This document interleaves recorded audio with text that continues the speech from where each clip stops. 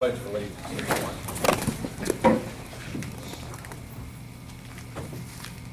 Pledge allegiance to the flag of the United States of America and to the republic for which it stands, one nation, under God, indivisible, with liberty and justice for all. Everyone. We will do the approval of the minutes of the July the 6th, 2016 regular meeting, or 17th regular meeting. So moved. Rowdy? Second. Second by Larry. Then an all yes? Yeah. Yes. Yeah. Okay. No one signed in, have they, Mr. Linville? No, sir. Okay. We don't have anyone on the presentation, public comments either. Okay, let's move to the administrative section. Have a motion, please? I'll move. Fred? Carol seconded that. Okay. Mr. Vicky? Okay, one item on here. Out-of-state travel for the following personnel. Dallas Plumley is going to Hicks, North Carolina, July 20 through 27 for JROTC instructor training school. There's no funds are needed, no cost to the county. Mike McCormick's going to Buffalo, New York, July 25th through the 30th for College Summit Leadership Workshop, and that's funded through Title V. I'm still struggling trying to. Okay, so we've got two trips, one no funds needed, the other one's through federal funds. Anybody have any questions about these two items? They're cut, seems like. Okay, nothing else then, is that an all yes on the two out-of-state travel? Yes. All yes. Okay. All right, the finance section, motion please. So moved. Rowdy? Second. Second by Larry. Okay, item A, schedule of invoices totaling $337,572.26. Attachment, invoices available for public review at the county office. Do we have any questions? See, See, Ray. You're right. All right. Okay. Yeah, this is kind of a, when I looked at this is not one of those real big ones. It's just a meeting, well, I guess 337's a lot in the course of things. Some of them are really big. Ray's at Third of them usually. finance conference, and is it in, where are they? Bridgeport or? Bridgeport, that's where it's at, the Bridgeport. Okay, and all yes vote on the finance invoices? Yeah. All right, let's go to the personnel section then, please. Motion, please. I'll move. Fred? I'll second. Ralphie, second, Dan. Okay. Mr. Linville. If you look, I gave you a revised one. It's a little larger. I laid it up there. It has revised on top of it there. Item A, employment of short, long-term substitute professional personnel. Item B, employment of professional personnel. C, transfer of professional personnel. D, employment of sub-service personnel pending completion of bus operator certification. E, employment of service personnel. F, transfer of service personnel. G, employment of extracurricular personnel. And H, retirements and resignations. Okay. Anybody have any questions or comments about any of those items, please? I do. Mr. Baker? I have a practical question in regard to item G. My daughter will be a seventh grader and will likely play basketball at Guyan Valley Middle School this year. The coaching staff now for the girls is Bill McLeod, and we're proposing to hire Don Davis, who is our principal at Midway, and Lenny Romans. I know that Lenny works at Cabell Huntington Hospital. Don, of course, works at Midway, and Bill works here at the high school. Guyan Valley dismisses at 2:45, 2:50. The high school is 3:30-ish. 3:30. And I'm not sure about Midway, but I can't imagine it dismisses at 1:30 or so, such that Don could make it to Guyan Valley in time to practice the girls after school. Practically, what this coaching staff guarantees is that the girls' basketball is going to practice late every day to have any of the three coaches we've hired there after school. So for the parents of the girls who play basketball at Guyan Valley, they're going to have to either allow the kids to come home on a bus or pick them up, take them back to a late practice, and if any of these coaches decide to close practice, drive back home, go back 2 to 3 hours later when practice is over and pick their kids up again. It just concerns me because in years past, some consideration was made to hiring someone as an assistant or affiliating someone with the coaching staff that was local, that could practice the girls, warm them up, not just girls, but every athletic team, immediately after school so that one program didn't always get the late practice slot. And we have one gym. So what this means, if we hire this coaching staff as is that the girls can never practice early right after school. They always have to have the late slot because you can't practice girls and the boys at the same time. So the boys will practice every day right after school and the girls will practice late. I'm not even going to get into my concerns. I mean, if that's the way the practice schedule works, then hiring Dawn may not violate our new policy that says we can't hire people for extracurricular positions unless they can get where they're going on time without running afoul of their regular duties. I have real concerns about how Dawn, quite frankly, can do the things he has to do at Midway and get to a practice unless the practice are 5:30, 6 o'clock at night, in which case he can do it. But my larger concern is with this coaching staff selection, I think the coach ought to get to hire who he or she wants as an assistant. I don't have any problem with any of these three people personally or as coaches, but collectively, we're really limiting our options with this setup. And I know from last year, things could change from year to year, but I know last year that our administrator at Guyan Valley Middle School wasn't a fan of having auxiliary coaches, etc., in addition to 2 coaches in and one kind of helper.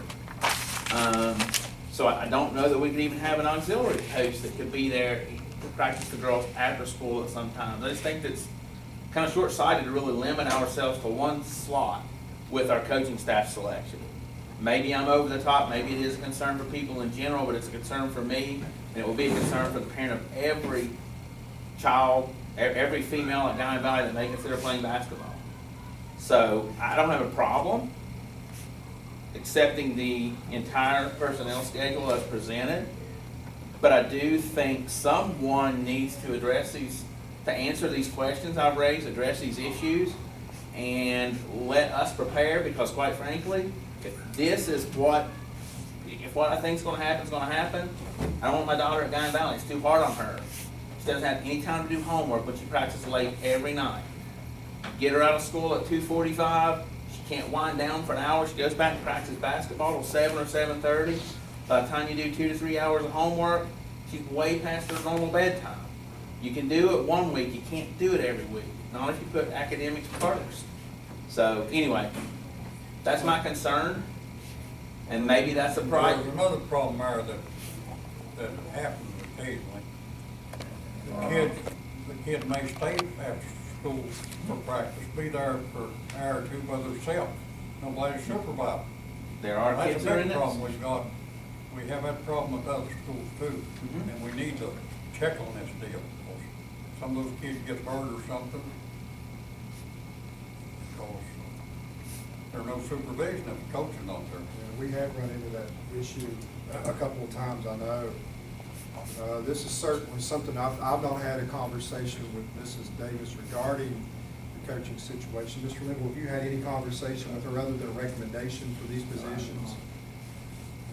One option would be for us to just pull this decision and give us an opportunity to have a conversation with the principal, coach, and find out some idea of what their practice schedule is going to be. I can't speak for Lenny. I don't know. Well, what his- I misspoke regarding Lenny. He's being hired as the assistant coach for the boys. So that doesn't affect the issue, the particular issue I was addressing. It only makes it 10 times worse. Because at least Lenny did live right behind the gym. So now we have we have Don as the only potential assistant, and he's completely across the county. That's a good 45-minute drive from Midway to Guyan Valley. At least every time, has been every time I've ever driven it. Let me ask you, typically, last year, what time did practice when they started? Last time the girls were late because their head coach Were they always late? the girls were always late practice because their head coach, Greg salaries. Salaries. Worked and couldn't get there till 5:30 or 6. But Rick Davis's granddaughter played, and Rick would be there in case there were early practices. Well, I want to know, my question is, whether it be boys or girls, what time do the first practice start? Right after school.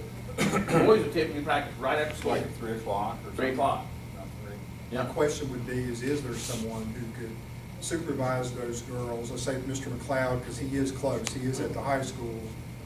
If he's gonna be the first one arriving over there, if there would be someone who could make sure the girls get dressed, maybe stretched. And run- that's my whole concern about this assistant, and about whether Mrs. Davis this year would be willing to relax her stance on auxiliary coaches And hire compared new to what it coaches. was last year. Well, you know, an auxiliary coach is a volunteer, we have to hire them.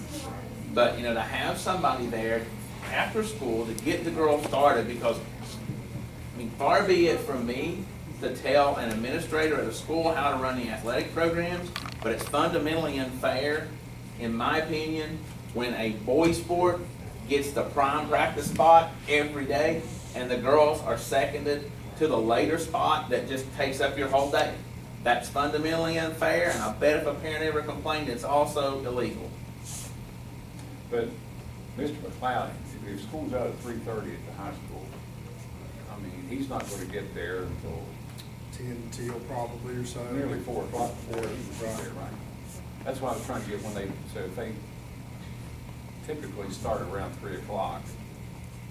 Down Valley dismiss, He said 2:45. is it 2:45? 2:45-ish, 2:47, something like that.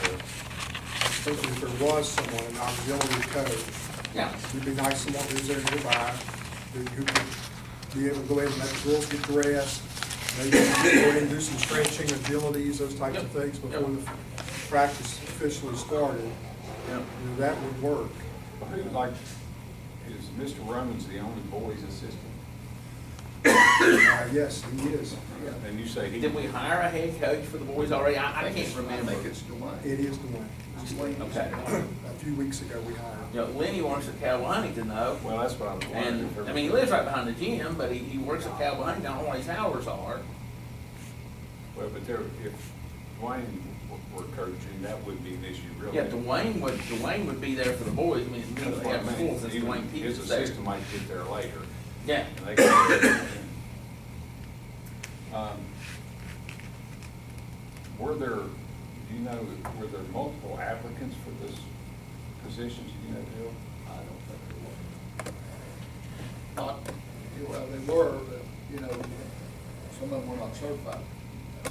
That's it, so, of the applicants that Mrs. Davis had to choose from, are you saying that Mr. Davis was the only one that was certified? I know there was another applicant that was not certified that applied, that was working on his coaches.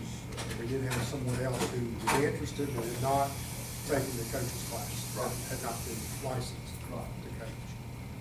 Well, why don't we, if you all choose to not act on this particular one, like to resolve some of these Yeah, we things? can table it. Yeah, we'll table that one, the Guyan Valley Assistant Boys, or Girls Coach. One, just to clarify, certainly what Rowdy's saying was, you know, a valid concern, but also, you know, are there any other options? You know, are there other possibilities as far as who could be the assistant if Mr. Davis is?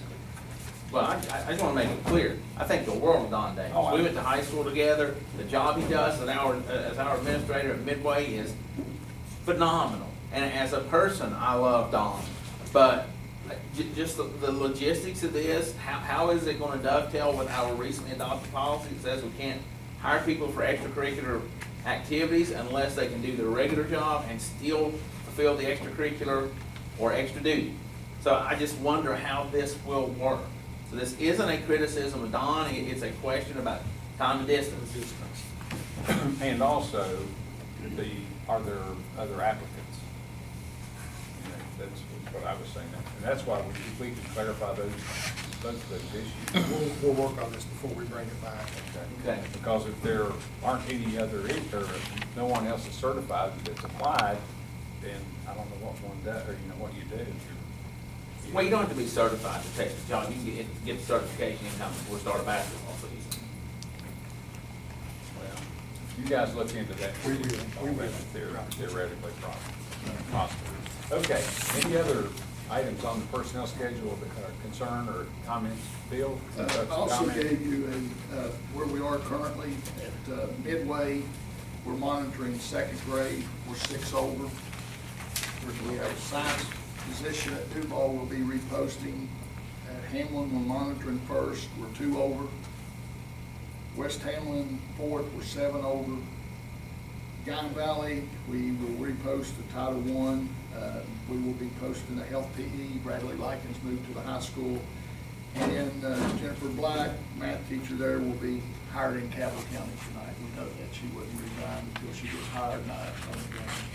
Ranger kindergarten will be posted. That's supposed to be paid to transfer to West Hamlin. Arts, health and PE will be reposted. First grade reposted. 4th reposted, and we lost a counselor up there, Jennifer Croto, who really kind of held the school together a lot when Debbie's absence. But she got a job in Kanawha County working year-round. She got a job at a year-round school. And then at math, Michael Harshbarger will be hired in Cabell tonight. I think Mr. Nick just want to talk about that.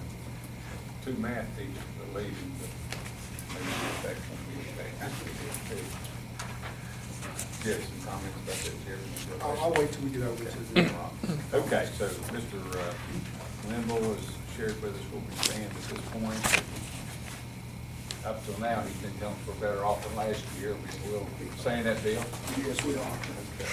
All right, so do I have a vote, a yes vote then for the revised personnel schedule as presented with the exception of the Guyan Valley Assistant Girls Basketball Coach being tabled for future action? Is that an all yes vote? Yes. Yes. Yes. Okay. All right, comments, concerns, board members?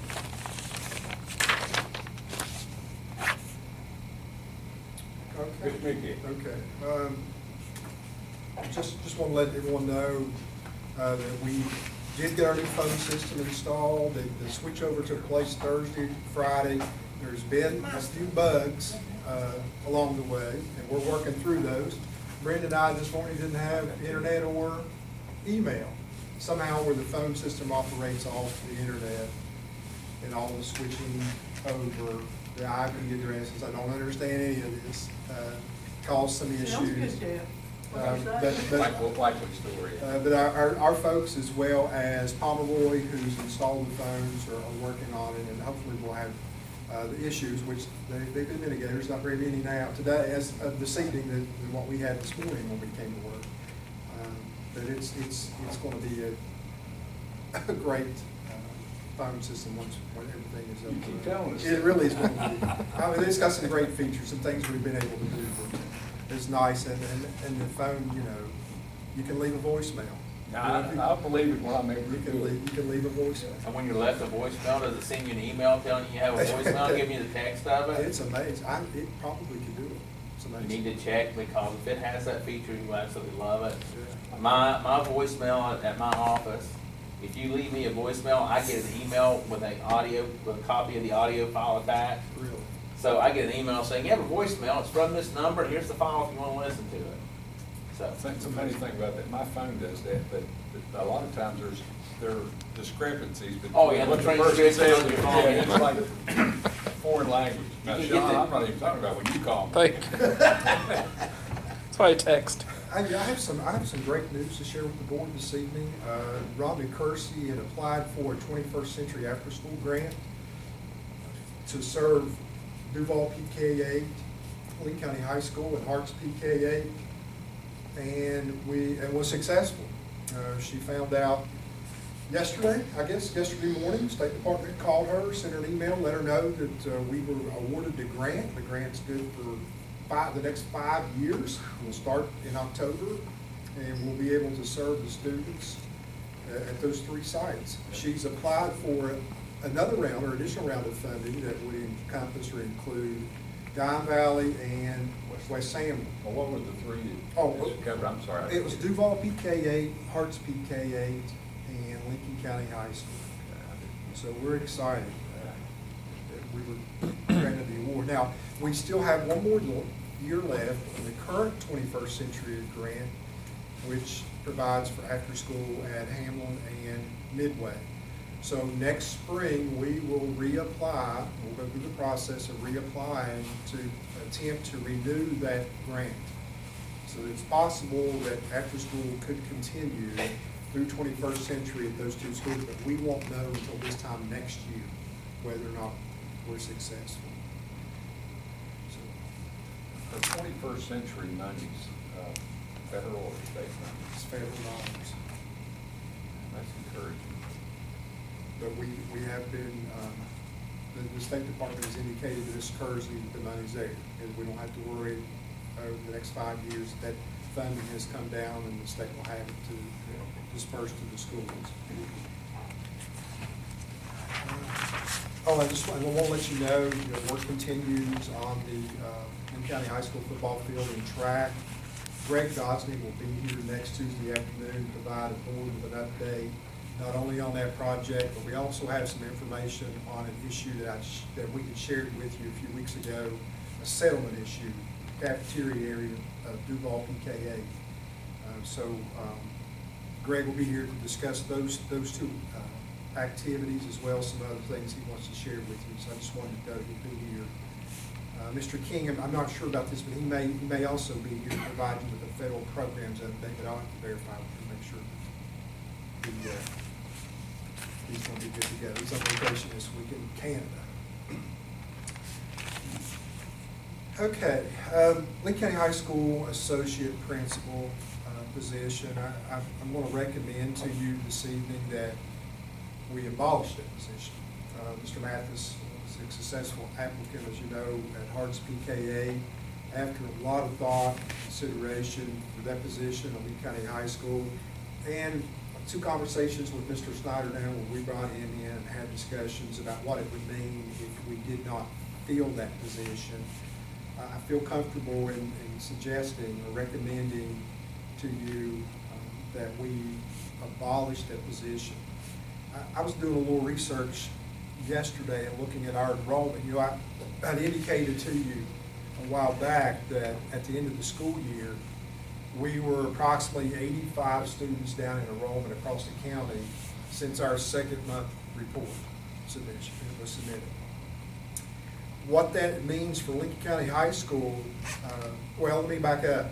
When I looked at Lincoln County High School over a similar period of time, going back to when Tab Mathis was first hired as the associate principal, at that time, Lincoln County High School had 890 students.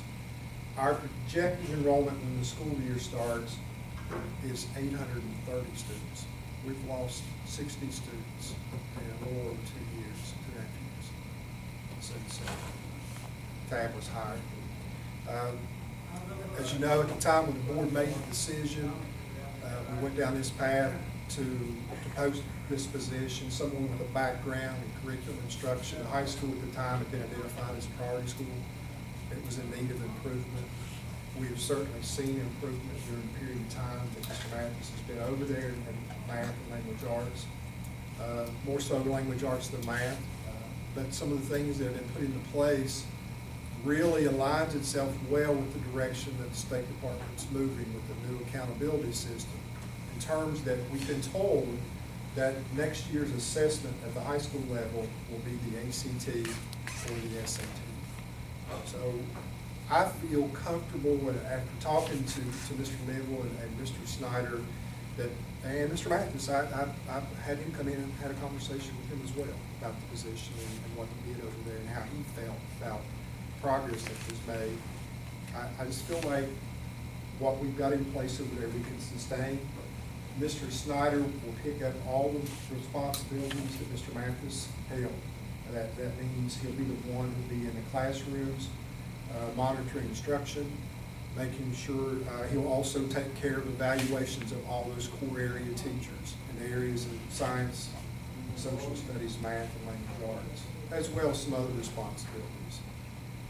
So anyway, I just want to let you know that's my recommendation, and I'd like to bring it to you next week, or it could be later, for official action item on the agenda. Well, we've also added Mr. Miller out there, which is taking a load off us. But I'm sure he evaluates all the teachers and does the discipline and that. So, and I think the State Department also said at one time we was top heavy in front. That has been said. And I wanted to make, and when Mr. Linville and I met with Dana yesterday, the purpose of that meeting was to talk to Mr. Snyder about figuring out all the remaining administrators' roles and responsibilities if we don't fill that position. I wanted to make sure in particular that Mr. Miller didn't take on a lot of other responsibilities that would keep him away from the CTE programs. And that's not going to happen. The only thing that Mr. Snyder's asked is that he be able to use Mr. Miller to help with after-school activities, ball games, because he's going to be a little short-handed with Tab leaving. He's already met with Mr. Miller. Mr. Miller has agreed that he would be more than happy to do that. And most every time I go to a ball game, I see Matt, he's around, he's there. So he can just be an official capacity.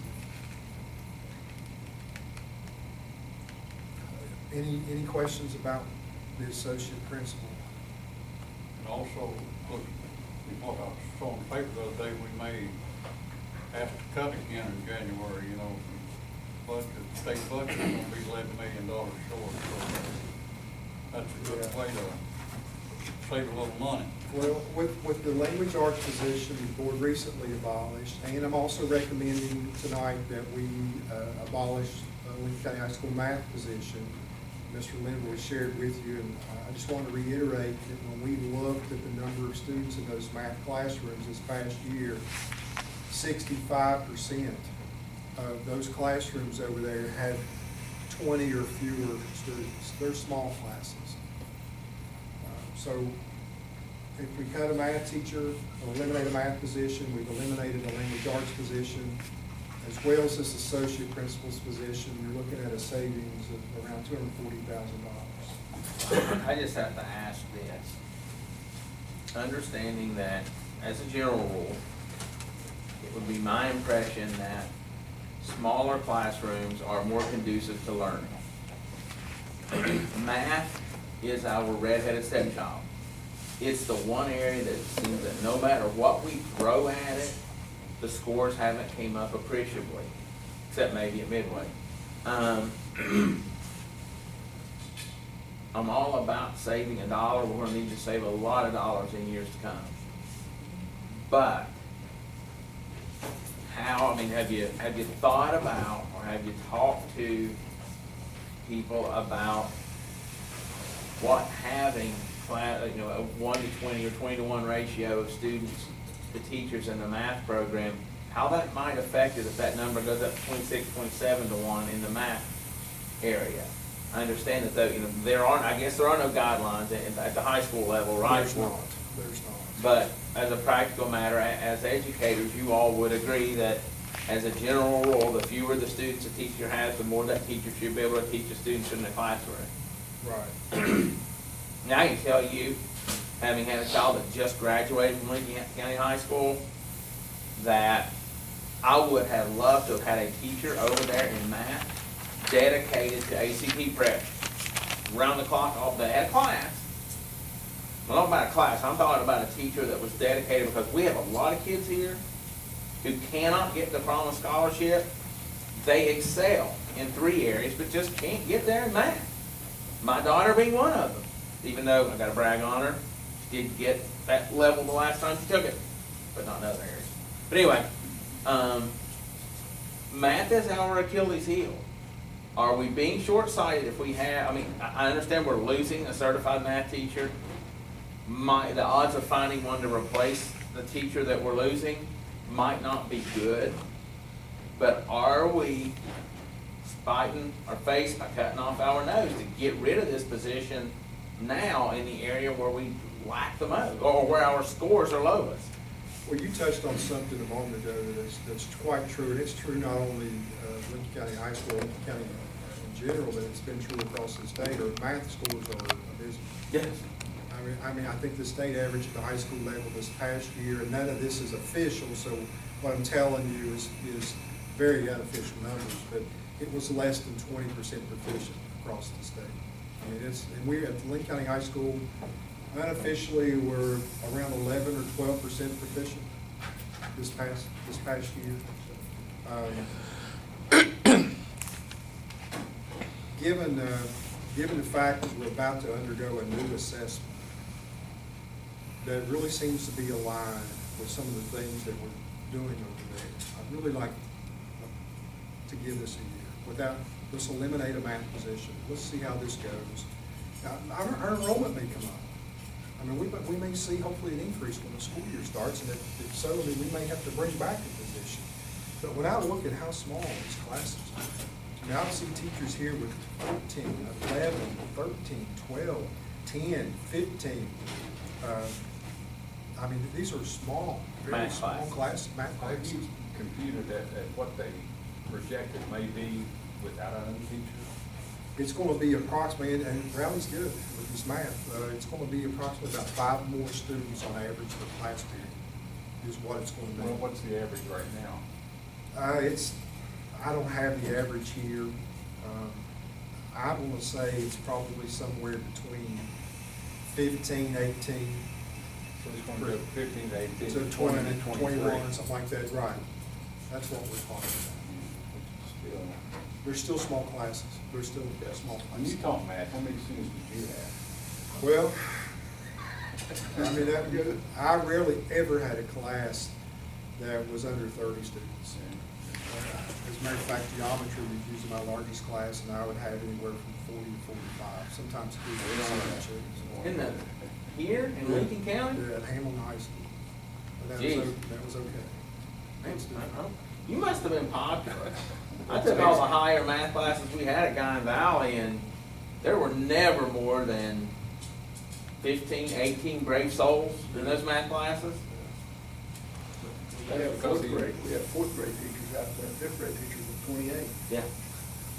So we've really taken a lot of time, Rowdy, to look at this. I wouldn't be recommending it if I didn't think that we'd try this for a year and see how things go. This assessment, if it's true that we end up with the ACT, I think we're gonna see some gains with what we're doing. I've been wrong before, but Well, it just, my reaction was a knee-jerk reaction. Your response is that you all looked at all the questions I had, and because of things I didn't know until we had this conversation, you think it will be okay. So I'm okay with it. And if we tank in math next year, I'm gonna say, Jack, hey, Jack, remember that meeting we had back in July when I said we shouldn't have got rid of that position? No, I'm kidding. you know, our enrollment, it's a concern. As of right now, like I said, we're looking at, starting the school year, approximately 85 students down from where we were in October. I worry when the school year starts, what those numbers are gonna look like. You know, these two classes here are, I don't guess there are any more, all of them are important, but language arts and math are certainly near the top of the list, if not the top. What about other classes? Why are these being chosen rather than others? Well, it's probably been 6 or 7 years ago, we had a personnel season because of our financial situation. We cut several positions. That's, if you may remember, it was the time I served on the board when we cut a bunch of our counselors. At that same time, we also eliminated a social studies position and a science position. So when Lincoln County High School started, when we started out over there, we had 8 teachers in each of the core areas. So, I mean, there was 8 social studies teachers, 8 science, 8 math, 8 language arts. But 6, 7 years back, it was Mrs. Lucas, I believe it was her first year, as a matter of fact, the superintendent. We eliminated science and social studies positions. Well, and the math and language arts positions we've eliminated, we're not riffing someone. These are people that are taking other jobs, and we're just eliminating a vacant post. That makes it convenient as well, doesn't it? That's true. So it's a lot easier to eliminate an empty seat than it is to put somebody out on the street without a job. It is. Mr. Snyder has adjusted his master's schedule. This will work. He's still going to be able to double block math for our 9th grade students, which is very important. So we'll still be able to do so. he feels pretty good with the schedule. So your core subjects, you're gonna have the same number of teachers in all the subjects. Like I say, some were eliminated a few years ago in these two recommendations, so they'll all coincide. Because the social studies and science classrooms have been larger than math and language arts. Just the fact that there was one fewer teacher. Well, You'll have 7 in each of the core areas now, I think. Is that what you think, Steve? yes. Yeah. Well, I think we all know that we're concerned about next spring, what that might bring. And certainly if our enrollment continues to decrease, we're gonna have to deal with that. Maybe if things change, we could consider going back and adding to it. But I guess it's just a convenience. And one, if I'm a math teacher and I hear, you're trying to recruit me, Mr. Lamble, and I hear, well, are they going to keep me after this year? Am I going to move here or whatever? And I'm wondering about that. So, I don't know. Everybody will have a few days to think about it before we act on it. I can see your logic behind it all, and certainly with what's coming, or potentially coming next spring. And there's such a shortage of math teachers across the state. I think we have, this would be like 2 vacancies if we kept this position. Yes. Maybe an anticipated third one. The likelihood of finding 3 certified math teachers is pretty slim. It's just reality today is what we face. And so we could hire someone and not necessarily be someone that's certified in mathematics. They could have. Okay. Well, I'd like to think about that. I understand your logic. I think it's not always what we like to do sometimes. And as Bill pointed out, we have, 3 situations right now we're keeping a real close eye on in terms of there could be overages, so we may have to add Close to 4. 3, 4, possibly 4, possibly 4 elementary teaching positions when the school year starts. It's just so close right now, we won't know till. Well, there are those unknowns we're not even thinking about. They always kind of know where. Kids move in, need an Yeah. Well, okay. Anything else, Jeff? That's all. Okay. Anybody have anything else? Carol, do you have anything out there in Kentucky land? No. Okay. All right. Okay, well, we'll adjourn then until July the 25th, 2017, at 1 o'clock here at the county office. And we'll probably talk about some of these items once again. Do I have a motion to adjourn? So moved. Barry? Second. Second by Rowdy. All yes? Yeah. Yes.